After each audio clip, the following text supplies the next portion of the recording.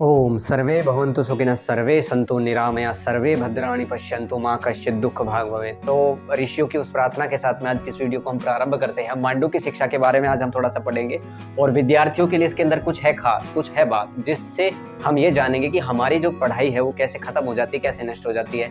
तो ये जानने के लिए हम इस श्लोक का थोड़ा सा स्वाध्याय करते हैं। आलस्यान् मूर्ख संयोगात् भयाद रोग निपीड़नात् अत्यासक्त्या च मानश्च षड्भिर्विद्या विनश्यति। आचार्य चाणक्य और हमारे दूसरे जितने भी ऋषि हुए सब ने कुछ ना कुछ हमारे लिए विचित्र बातें बताई है जो हमारे जीवन में काम आने वाले की है। लेकिन मांडू नाम के ऋषि ने मांडू नाम की शिक्षा के अंदर, मांडू नाम की पुस्तक के अंदर ये श्लोक इतना अच्छा लगा, यानी कि मैंने बच्चों को कराया और कराने के बाद मैंने सोचा कि शूट करके आप तक भी इस बात को पहुंचाया जाए और बच्चे जो मुझे सुन रहे हैं उनको ये बातें समझ में आएगी और उनको अच्छी भी लगेगी। देखियो मांडू जी क्या कहते हैं, यानी कि मांडू क्या कहते हैं इस बारे में वो बताते हैं कि इन 6 कारणों से हमारी विद्या समूलतः नष्ट हो जाती है। यानी कि हमको किसी चीज का ज्ञान है और वो उसका अगर हम ऐसा ऐसा भाव रखेंगे और ऐसा ऐसा काम करेंगे तो वो विद्या हमारे पास तो कभी रह ही नहीं सकती, नष्ट हो जाएगी। विद्या प्राप्त करने के लिए अभ्यास को धारण किया जाता है, लेकिन अगर हम विद्या में निपुणता चाहते हैं और उसको स्थिर रखना चाहते हैं तो हमको ये चीजें पता होनी ही चाहिए। चलो थोड़ा सा स्वाध्याय कर लेते हैं और इसको समझने की कोशिश कर लेते हैं कि क्या लिखा हुआ है। देखो यहाँ से पढ़ना शुरू करते हैं और आप मेरी बात को थोड़ा सा गौर करना, ठीक है। तो यहाँ पर ये लिखा है 6 कारणों से विद्या नष्ट हो जाती है, यानी कि 6 कारण ऐसे हैं जिनसे विद्या हमारी नष्ट हो जाती है। सबसे पहला बताया इन्होंने आलस्य। आलस्य ही मनुष्याणाम शरीरस्थो महान रिपुः। आलस्य हमारे जीवन का सबसे बड़ा शत्रु है। जो भी विद्यार्थी अपने विद्या काल में, विद्यार्जन काल में आलस्य करेगा तो कहता है कि वो विद्या को, अपनी विद्या को, प्राप्त विद्या को भी नष्ट कर देगा। हमको पहलवानी आती है, आती होगी, किसी को कुछ काम आता है, किसी को कुछ काम आता है, किसी को कुछ काम, अगर वो उस कार्य के अंदर अगर आलस्य करेगा तो वो कार्य वह भूल जाएगा, यानी कि वह उसका कार्य कमजोर पड़ने लगेगा, उसका कार्य वह हटने लगेगा, नष्ट होने लगेगा। तो आलस्य को बहुत बड़ी बाधा तो हमारे योग शास्त्रों के अंदर तो प्रमादो मृत्यु, प्रमाद को तो मृत्यु के समान कहा। इसलिए आलस्य नहीं करना, नो आलस्य, कभी भी नहीं, आलस्य करना ही नहीं है, ठीक है।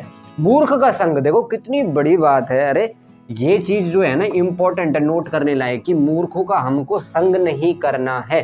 देखो संगत संगत गुण होत है और संगत संगत गुण जात, गूढ़ भास मिश्री एको भाव विगात। अगर मूर्ख के संग रहोगे तो मूर्ख ही बने रहोगे और बुद्धिमानों का संग करोगे तो बुद्धिमान बन जाओगे, समझदारों का संग करोगे तो समझदार बन जाओगे। तो हमारे मांडू क्या कहते हैं, मूर्ख का संग विद्यार्थी आप मत करो, आप नहीं करोगे। आज के बाद आप मूर्ख का संग नहीं करोगे, किसी मूर्ख आपके साथ रहते हैं।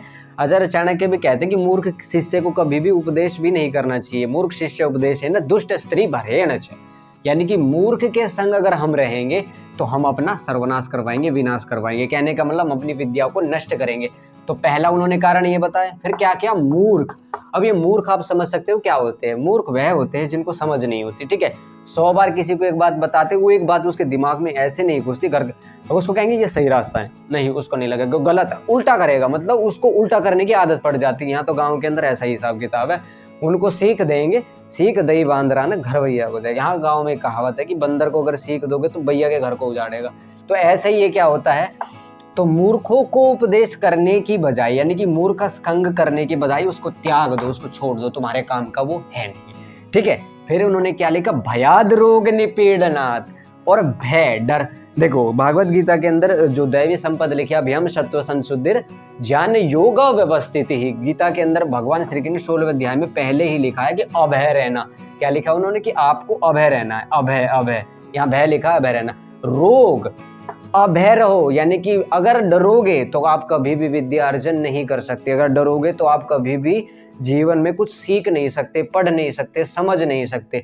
फिर दूसरी बात मैं बता देता हूं, मैं बार बार कहता हूं कि आयुर्वेद के अंदर ग्रंथों में बहुत सारे रोग गिनाएंगे और रोगी होने पर क्या कोई विद्या अर्जन कर सकता है। आपको मान लीजिए पढ़ाई करनी है और आपको बुखार चढ़ जाए बहुत तेज, आपको जुकाम हो जाए, आपको वटेवर इट इज, जो भी रोग है, छोटे से छोटा है बड़े, क्या आप विद्या अर्जन कर सकते? मेरे हिसाब से तो भाई नहीं कर सकते। पेट में दर्द है, टांग में दर्द है, सर में दर्द है, तो कैसे करेंगे, समझ लो। देखो भयाद रोग निपीड़नात्, रोग से पीड़ित होने पर और डरने पर अत्यासक्त्या च, अब आ जाती है बात आगे चल करके। और विषयों में अगर हमारी आसक्ति हो जाए, यानी कि 5 विषय में बार बार बताता रहता हूँ, शब्द स्पर्श रूप रस गंध, शब्द स्पर्श रूप रस गंध, ये 5 प्रकार के विषय, इन 5 प्रकार के विषयों में अगर हमारी आसक्ति आ गई तो हम विद्यार्थी कभी नहीं बन पाएंगे। विद्या किताब लेकर के बैठेंगे, कोई काम करने के लिए बैठेंगे, खाना याद आ रहा है, दिमाग में खाना ही खाना घूम रहा है, जीभ चखने के लिए भाग रही है, बोलने के लिए भाग रही है जीवा, और स्पर्श मतलब कि हमारी जो स्पर्श इंद्रिया वो छूने के लिए भाग रही है, वाणी नहीं रुक रही, आंखें नहीं रुक रही, कान नहीं रुक रहे, नासिका नहीं रुक रही। तो क्या अति आसक्ति के कारण क्या हम कहते हैं कि गृह आसक्त नो विद्या नो दयामास भोजिन, कहते कि घर की आसक्ति रखने वाले को कभी विद्या प्राप्त हो ही नहीं सकती। इसलिए हमको क्या, अगर हमको विद्यार्थी बनना है तो घर की आसक्ति क्या हमको रखनी है? नहीं रखनी। तो घर की आसक्ति रखोगे तो विद्यार्थी नहीं बन पाओगे। इसलिए तो पहले गुरुकुलों का विधान था। तो अत्यासक्त्या च माना च सक्त्या, फिर अति आसक्ति। यहाँ पर आसक्ति का अभिप्राय क्या मतलब है? अटैचमेंट, इतना ज्यादा अटैचमेंट कि उससे छूटना ही नहीं है। अटैचमेंट इतना कर लेंगे कि उससे फिर छूटना बहुत भारी काम हो जाता है। फिर आ गया आगे एन में जो सबका ही राजा है, अभिमान, घमंड। अरे मुझे ये आता है, मुझे ये आता है, मुझे ये आता है, मुझे ये आता है, वट एवर इट इज, पता नहीं क्या क्या तो सोचेंगे। आता है नहीं कुछ भी, लेकिन आता बहुत थोड़ा है, लेकिन घमंड उसका इतना बड़ा करेंगे, इतना बड़ा करेंगे, बस पूछो मत। ठीक है, तो मान का यहाँ पर नेगेटिव अर्थों में घमंड, तो घमंड भी हमको नहीं करना है। इन 6 कारणों से हमारे ऋषि कहते हैं कि इन 6 कारणों से एक विद्यार्थी अपनी विद्या को नष्ट करता है, और एक मनुष्य अपने जीवन में जो उसने सीखा है, मैंने बताया था कि भाई जैसे लोहार लोहे का काम करेगा, सुनार सोने का काम करेगा, मजदूर मजदूरी का, किसान खेती का, तो ये सारे अपने अपने कार्यों में लगे हुए, लेकिन वो अपने कार्यों को कब गवा देगा? इन 6 कारणों से। वह विद्या का अर्थ मैं यहाँ पर सिर्फ पढ़ाई से ही नहीं लेता, मैं सबके लिए ही ये बात बता रहा हूँ। हम सबके लिए ही इस बात को सबके सामने इसलिए रख देते हैं क्योंकि ये सबके जीवन में काम आने वाली चीजें हैं, और हमको अपने जीवन को अच्छा करने के लिए, आगे बढ़ाने के लिए, समझदारी से काम लेने के लिए, ये देखो मंडू की शिक्षा हमारे लिए बहुत ज्यादा जरूरी है। शिक्षा विद्या ददाति विनयम, तो विद्या विनय को देती है, और विद्या के माध्यम से ही तो हम आगे बढ़ते हैं। अगर मान लीजिए हमको ज्ञात ही नहीं है कि हमें जाना कहाँ है, तो आप कैसे जाओगे? तो षड्वीर 6 प्रकार से विनश्यति, नष्ट हो जाती है किसी मनुष्य की विद्या। कहाँ से नष्ट हो जाती है? षड्वीर विद्या विनश्यति, 6 प्रकार से हमारी विद्या नष्ट हो जाती है। अब आप अपने जीवन के अंदर, मेरे हिसाब से तो मुझे तो लगता है कि ये समझ में आ गया होगा, एक बार फिर भी मैं एक्सप्लेनेशन कर देता हूँ। आलस्य के कारण मूर्ख का, आपको मैंने लिख करके बता देता हूँ ताकि आपको समझ में आ जाए। 6 कारण तो आपको मैं ऐसे लिख करके बता देता हूँ ताकि आपको ये समझ में आ जाएंगे। देखो पहला उन्होंने क्या लिखा, पहले नंबर पे उन्होंने लिखा आलस्य, आलस्य, आलस्य। अब आलस्य तो आप समझते हो, मानसिक और शारीरिक 2 प्रकार का होता है, तो आलस्य तो आप बखूबी जानते हो। आलस्यान, फिर मूर्ख संग, मूर्ख यानी कि आप समझते हो मूर्ख का संग करना, मूर्ख संग, मूर्ख के साथ रहना।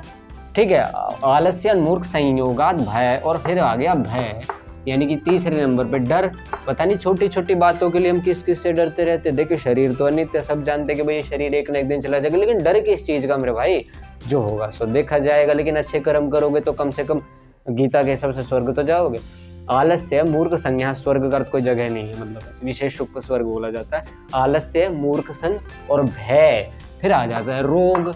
अब देखो रोग की तो भाई आज के समय में तो बहुत जबरदस्त बोलबाला है। रोगों का, रोगों से निजात पाना, विद्यार्जन करना, ये दोनों बहुत इंपॉर्टेंट है। विद्यार्थी रोगी है तो विद्यार्जन वो नहीं कर सकता। ठीक है, फिर इसके बाद उन्होंने अति आसक्ति और मान, फिर घमंड लिख दिया, अति आसक्ति लिख दी, मान लिख दिया, घमंड लिख दिया। इस प्रकार से 6 कारणों से हम अपनी विद्या को नष्ट करते हैं।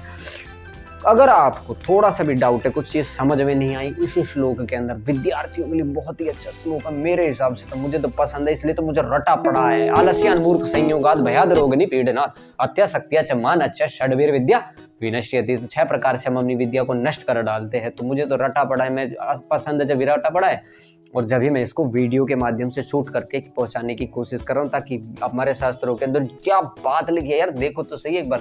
हम पता नहीं क्या इंस्टाग्राम के ऊपर पता नहीं क्या क्या रील्स वगैरह कहाँ कहाँ लगे रहते हैं मस्तिष्क, लेकिन देखो ये खजाना है शिक्षा। शिक्षा न चौरहार्यम न चराजहार्यम न चौरहार्यम, एक ऐसा श्लोक भी आता है चोर उसको चुरा नहीं सकते संस्कृत के अंदर। तो ये 6 कारण हमारे लिए बताए हैं। इन 6 कारणों से हम क्या करते हैं, अपनी विद्या को नष्ट कर देते हैं। ये 6 कारण हमारे लिए बताए। तो दोस्तों उम्मीद करता हूँ कि ये वीडियो आपको पसंद आई होगी, अच्छी लगी होगी, और अपने जीवन के अंदर आप अगर विद्या के माध्यम से कुछ उजाला करना चाहते हो, कुछ अंधेरे को दूर करना चाहते हो, तो श्लोक पढ़ो और संस्कृत पढ़ो, अपनी वेद भाषा, वेदों की भाषा, वेदों में जो लिखी भाषा है उसको पढ़ो। ठीक है, तो चलो अगर आपको पसंद आए तो वीडियो को लाइक करना, शेयर करना है, चैनल पर नए हैं तो सब्सक्राइब करना है। मिलते हैं किसी अगली वीडियो में, जब तक के लिए आपका हाथ जोड़ करके बहुत बहुत धन्यवाद।